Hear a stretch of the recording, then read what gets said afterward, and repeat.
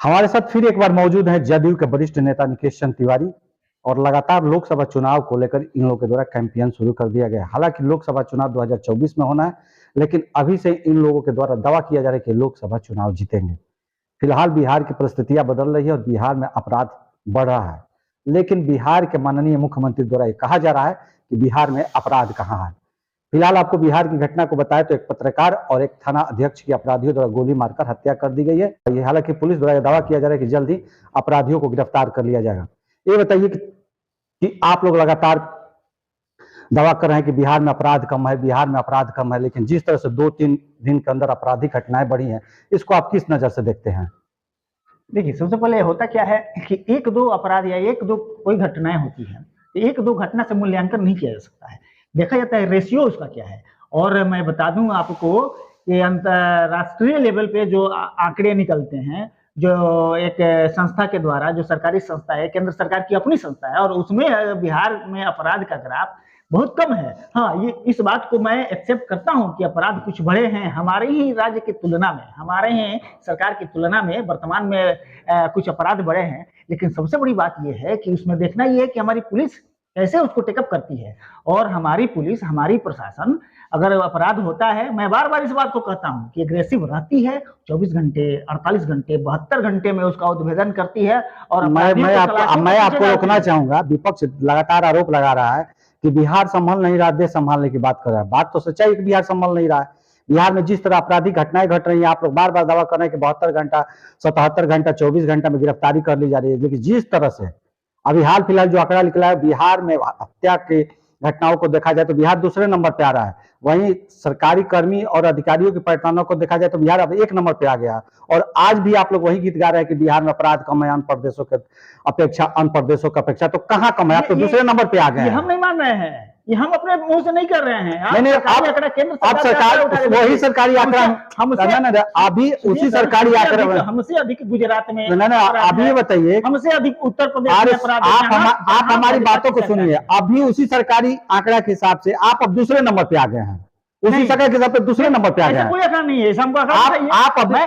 आप अभी गूगल पे सर्च करिए, आपको केंद्र के प्रायोजित आंकड़े हम आपको दिखाएंगे। नहीं, आपको अभी हम कह रहे हैं गूगल पे सर्च करिए और उसमें देखिए कि आपका बिहार हत्या में दूसरे नंबर पे आ चुका है। नहीं, ये सरकारी आंकड़ा है कि बिहार अब दूसरे नंबर पे आ गया है और पड़ताना में अब नंबर 1 पे है बिहार। इस बात को हम नहीं, अरे अब देखिए, आप आंकड़ों को नहीं मानेंगे। आप मानते हैं, क्यों आप उसको क्यों इनकार? आपके पास मोबाइल है, अभी गूगल पे सर्च करिए और बिहार की स्थिति देख लीजिए। आपको सामने देश में 24वां स्थान है जी। नहीं, आपका बिहार अब दूसरे नंबर पे आ गया है। गूगल पे सर्च करिए, आपका हत्या के मामले में बिहार अब दूसरे नंबर पे है और अधिकारियों की परिचालना के मामले में बिहार 1 नंबर पे आ गया है। आपके यहाँ पुलिस प्रशासन सुरक्षित नहीं है, पत्रकार सुरक्षित नहीं है, आम जनों को आप क्या सुरक्षा देंगे? किस बेस पर आप बात करते हैं? हम आपको अच्छी तरह समझाते हैं। समझाए नहीं, आप बताइए कि कौन सुरक्षित है बिहार में? आपने इन बातों में कई सवाल जागृत किए हैं, कई सवाल सामने पेश किया है। सबसे पहला सवाल आपका ये था कि ये हमारे विरोधी लोग जो हैं वो लोग कह रहे हैं कि बिहार नहीं संभल रहा है। मैं पूछना चाहता हूं उन लोगों से कि आखिर संभलना किसे कहते हैं? जहां आपराधिक घटनाएं बढ़े, जहां सांप्रदायिक हिंसा हो, जहां भ्रष्टाचार व्याप्त हो, जहां नकली राष्ट्रवाद। एक चीज बताइए, आप अपराध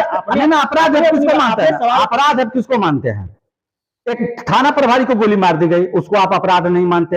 एक पत्रकार के घर में घुस कर गोली मार दी गई, उसे आप अपराध नहीं मानते। तो आप अपराध किसको मानते हैं? सारी बातें तो आप अपने ही मुंह से कर रहे हैं। अपराध का परिभाषा क्या होता है? अपराध का परिभाषा यह होता है कि संविधान के विरुद्ध, संविधान में जो निहित अधिकार और दायित्व हमारा है, उसके विरुद्ध आपकी जो भी कार्य प्रणाली होगी, जो भी कार्यशैली होगी, वो अपराध है जो कानून के विरुद्ध हो। अपराध का मतलब ये सिर्फ नहीं हत्या ही और डकैती ही अपराध नहीं होता है। लेकिन मैंने पहले भी कहा कि एक दो घटनाओं से का मूल्यांकन करके आप ग्राफ नहीं खींच सकते हैं, आप आंकड़ा प्रस्तुत नहीं कर सकते हैं। एक दिन के लिए, एक घंटे के लिए हो सकता है कि हमारा बिहार नंबर 1 चला जाए अपराध के मामले में, या और भी जितनी भी आप छोटी बातें कर लें, उस समय अगर नंबर 1 चला जाए, एक चीज बताइए, नहीं निकलता है। सरकार लेकिन राष्ट्रीय स्तर पर हमारी बात आप सुन लीजिए, राष्ट्रीय स्तर पर 24वां स्थान है बिहार का। नहीं, आपका बिहार स्थान, हमारे बिहार के विकास की का अवलोकन विश्व में हो रहा है। भारत की तो बात ही बताइए। आपका जो आंकड़ा है में सराहना होती है नीतीश कुमार सुनिए ना, आप जो आंकड़े की बात कर रहे हैं वो आंकड़ा किसी से छिपा नहीं, आंकड़ा जो सामने आ चुका है। ये बताइए कि एक पत्रकार द्वारा पहले उसकी भाई की हत्या की गई, उसके बाद वो लगातार सुरक्षा की मांग कर रहा था, उसके बाद उसने लाइसेंस के लिए भी आवेदन दिया, पुलिस उसकी बातों पर ध्यान नहीं दी। आखिर क्यों नहीं दी? जब उसके भाई की हत्या हुई उसके बाद वो लगातार अंदेशा जता रहा था कि हमें भी अपराधी मार देंगे, हमको भी सुरक्षा दिया जाए, अगर आप सुरक्षा नहीं दे सकते तो हमको लाइसेंस ही दिया जाए। सरकार का दायित्व होता है कि हर नागरिक को सुरक्षा देना। जब वह व्यक्ति लगातार कर रहा था, उसके परिवार के साथ इस तरह की घटनाएं घट रही थी, तो क्यों नहीं उसको सुरक्षा दिया गया? देखिए, बुरा मत मानिएगा, व्यक्तिगत तौर पे हम अपने आप को ही नहीं कह रहे हैं, मीडिया वाले लोग, मुझे तो ये लग रहा है कि जितने भी मीडिया हैं 95% मीडिया भाजपा के प्रवक्ता के तौर पे काम कर रहे हैं। ना, पहले हमारी बात सुनो, मैंने उसको बहुत बारीकी से सुना। अब जब हम तो बोल रहे हैं तो आप भी सुनने का कम से कम क्षमता रखिए। जब सवाल कर रहे हैं तो सुनिए।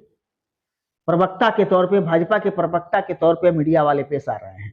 मुझे नहीं लगता है कि जिस तरह चौथे स्तंभ आप लोगों को करार दिया जाता है, क्या आप सही अपने दायित्व का निर्वहन कर पाते हैं? नहीं कर पाते हैं। और आपको मीडिया वालों को निष्पक्ष तरीके से समाज में अपनी बात आपको जब सवाल उठाया जा रहा है, लेकिन सबसे बड़ी बात है कि जब आप लोगों को सवाल उठाया जा रहा है तो आप लोग यही बात कहते हैं कि मीडिया निष्पक्ष नहीं है, मीडिया निष्पक्ष नहीं है। इसके मतलब किसी का हत्या हो तो मीडिया उठाए ना, मैं कहा अपराध हो तो उसको उठाए ना। अगर उठाता है तो बीजेपी के पक्ष में है वो।